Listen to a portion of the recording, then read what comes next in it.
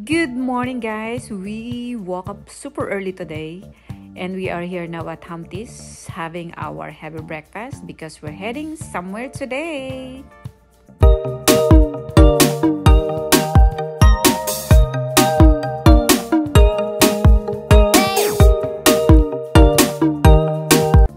So, back on the road, as you can see, we have to drive. I think this one is over an hour and a half going here. So yeah, beautiful scenery along the way, and welcome to Waterton, Alberta. And guess what are we doing today? Wow! Dahil feeling tourist tayo, magbo-boring tayo, 'di ba? Social na tayo ngayon, boring na lang, hey? Anyway, so you have to go to the town to buy your ticket. After that, may mga times you have to check the website. Or if you're already there, make sure na check ninyo what time, okay? Kasi may schedule lang sila. Prices could vary kasi depende rin yung time nila. So, check the website if you wanna go. Unfortunately, their website didn't work for me. So, anyway, so this, naman talaga kami, we're scheduled to visit that part of Alberta. So, nasa boat na tayo, guys, this time. Ayan, magla-line up kayo doon. May oras kasi siya, so hindi naman kayo mawawala. At very helpful naman yung mga tao doon, yung mga staff. So, nag-picture muna tayo. At first, nasa deck kaming family. But, later on, makikita nyo na bababa kami kasi malamig. Ayan, summer yan guys ha. So, just FYI. Pero most of the people, you know guys, alam nyo na kahit saan kayo pumunta pag nasa Alberta kayo, make sure you always bring your jacket. Either light jacket or warm jacket. Kasi kahit summer, like this time, napakalamig. And alam ko magbo-boring kami, kaya talagang lagi naman ako may dala na ganyan kasi nga, dito, unpredictable ang weather. So, dinala namin siya. Sabi ko, kunin ko actually bumaba ako. Sabi ko, gabi kunin ko yung sa car lang naman. Tapos yung town nila dito mamaya, mayroon nata akong clip doon para makita nyo yung small town nila. Saka yung mga hotel nila dito. Ayun, cute small town. Actually guys, I've been here in Canada for 15 years. At first time kong nakarating sa place na ito, which is so amazing, beautiful. And we have planned to come back and stay at Prince of Wales next time. So, what did you expect in this tour? Siyempre makikita nyo yung mga mountain, di ba? Iba't ibang formation.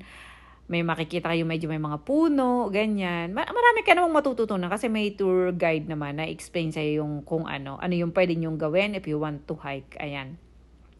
Which is, hindi namin gagawing mag-hike dahil kasama namin si Gabi. Hindi niya kayang maglakad ng 4 days, okay? So, dito na lang muna tayo sa to see the beautiful scenery of Waterton. And ang pupuntahan natin guys, yung end-to-end is border of Montana. So, ayan. Sabi nila, pwede ka raw, halimbawa, if you want to go for hiking, pwede ka magdala ng passport at pwede nila lang stampan yung passport mo. Kasi yung iba, di ba, nagko-collect sila ng stamp. Ayan. So, dahil nga hindi na namin natiis yung lamig sa taas, guys, bumaba na kami. Dahil meron namang upuan sa baba. So, doon na lang muna kami ni Gabi kasi si Gabi nilalamig na siya. Pero si Dave, nagstay siya sa taas. Malakas ang nito Malakas ang panlaban sa lamig. Ayan. So, enjoy nyo muna yung view at see you in a bit.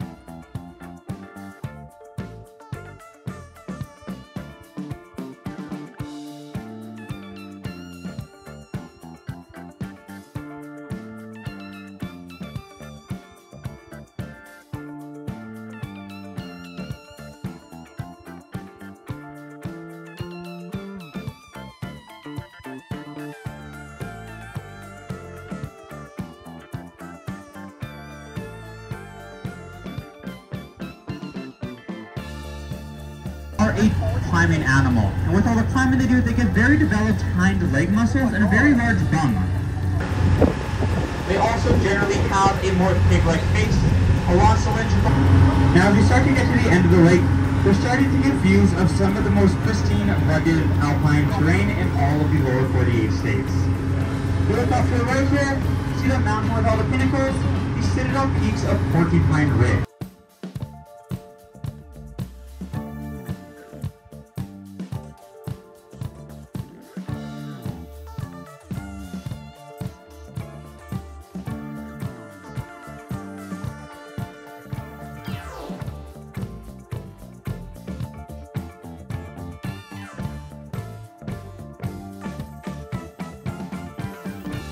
So, ayan guys, so we are now entering in the Montana border. So, as you can see, they have Canadian and American flag.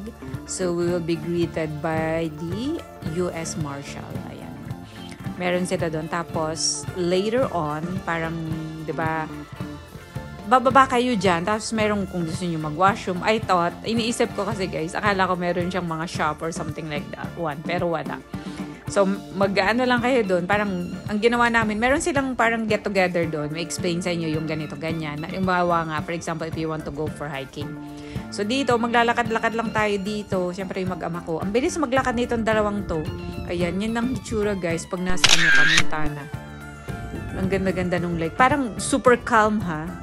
As you can see, kaya don't judge. Don't judge the lake. Kasi, pag lumabas ka na dyan sa may almost yung mga 1/4 na ang lamig na kasi mahangin. Ayan. So nakapaglakad na kami diyan, nagpicture taking kaming family. At hindi masyadong malamig dito kasi nga siguro opposite yung direction. Maraming mga tao at parang meron lang kami yatang 15 to 20 minutes kailangan mo nang bumalik kasi aalis na ulit yung boat. Maliit lang siya, guys. Ganun lang. Tarang tatapa ka lang doon sa Montana na border, then you're done. Merong washroom dyan kung anong gusto mong gawin. Pero ang favorite ko yan, yung nakita mo yung bridge na yan. Bridge ba yan? Ang tawag dyan? Parang boating dock, whatever. Nagpicture-picture kami dyan. Ang ganda-ganda dyan, guys. Talagang siya. Very relaxing actually. Ito, mga kasi parang umalis kami dun 1 o'clock na ng hapon. O, diba? Picture muna. Ayan, yung anak ko ayun magpa-picture. Pero ako, syempre, hila-hila ko siya. Picture tayo, no? After that, babalik na kami niyan, hapon na, grabe. Yun ang ginawa namin hapon na. Gutom na rin kami niyan kasi, ayan, diba? Walang kokontra. Ayan, kaso ang blurred kasi phone lang kasi yung gamit ko. Tapos nagmamadali pa yung photographer ko, ayan. Dahil nga, palis na yung boat. Nag-ano naman sila, nag-horn pagka, nagsasign na, bumalik na kayo dito, ganyan.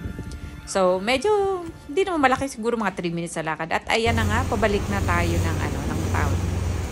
So, ito naman yung opposite direction na you're gonna see while on the boat. Siyempre, nilakasan ko na naman yung loob ko. Bumalik na naman ako doon. Kasi pag nakalabas na guys doon sa may gitna, mahangin na naman siya. Nakita mo medyo maalon, kumbaga. Ayan, diba? Alam na this. Kung taga Punillo Island ka, alam niyo na pag masama ang panahon. Pero kasi nga windy. Summer pa yan guys, imagine. Siguro mga pag October na. Nako po, mas malamig na yan. Kaya kailangan pag pupunta kayo kasi open pa sila eh. Ayan, so na kami, offload na kami. Lalakad-lakad lang si Gabi at maghahanap tayo. Yan yung mga prices guys, during the time pero nagbabago. Ayan ang hitsura niya pag nasa labas kayo. At dahil gutom na, ayan, nandito na kami sa restaurant. Meron sila mga small restaurant, may mga, actually I had coffee at saka, ano pa bang yan, coffee, hotdog. Tapos si Gabi, nag-ice cream pa sila sa lamig na yan. At yan yung town, yan yung mga hotels nila dyan, diba? Ang cute. May mga store sila, may mga burger, ganyan. Kasi nga daw guys, ang konti lang daw ang tao dito. Ngayon, pag summer lang daw maraming tao. Yan yung mga bata, nakakatawa. Ang daming mga tourists guys na nandito. Itong mga, mga bago mag-end ang summer. Maraming tao dahil nga summer pa. Summer vacation. So, naglakad-lakad kami ng konti. Tinignan ko yung mga hotel nila. Mayroon namang So, after nyan guys, we decided to stop at the Prince of Wales Hotel. Ito yung pinaka-expensive na hotel dito. But you have to book ahead of time guys kasi fully booked siya. So, we didn't stay there kasi nga malapit lang naman yung pinag-stayan namin. Look at the view. Napakaganda guys. Medyo malamig yan na mahangin pa yan. Pero napakaganda. Talaga namang we had a great time actually. I enjoyed it almost the day of this beautiful scenery. Ayan, sana ma-experience nyo rin yan one of these days kasi hindi kayo magsisisi, napakaganda. Basta relaxing and of course, basta kasama ang family. Ayan, yun lang naman yung makikita nyo, di ba? So basta ako, amazed ako and we have to say goodbye and let's go Day home. 2. But wait! Meron pa kaming nakita, alpine stables. And of course, dahil ang daddy namin ay mahilig. He loves it. Pero, medyo late na kami dito kasi it's around 4:30 na in the afternoon. At I told Dave to ask the person if we can still go. Kasi may nakita pa naman akong parang nakaline na. Parang naghihintay pa sila. And they let us go. But I am a little bit worried because Gabby, she never ride a horse in any way. So, na medyo ninenervous ako for her. Ako naman okay lang kasi syempre matanda na ako and I know I can handle it. But, syempre naman, meron namang guide na maghahawak ng horse ni Gabby. So, hindi naman siya ililet alone na kumbaga mag-maneuver ng horse niya. So, ayan na kami. May mga kasama kami na nakilala namin from Calgary. Ayan, shout out po sa inyo. And of course, ang aming baby girl, I'm so proud of her. She made it. Ayan, she said she's so happy and she want to do it again. Ayan, mahangin dito guys. Kaya napansin nyo, lahat naman yata, itong araw na ito very windy. Talagang, buti na lang may jacket. So, ayan. From, they said it's an hour, but I think it took 1 hour and a half bago kami natapos. And of course, we're back to our hotel in Lethbridge. And we are having our dinner at Italian table. Ayan, inside na hotel na yan kasi guys, very tired na ang peg. Ayan, so, dahil alam nyo na gutom, kaya kain muna tayo ng marami at para makapagpahinga na. And of course guys, thank you guys so much for watching. Please check out the videos, like, share, and subscribe. See you guys next time. Love you all. Take care. Mwah.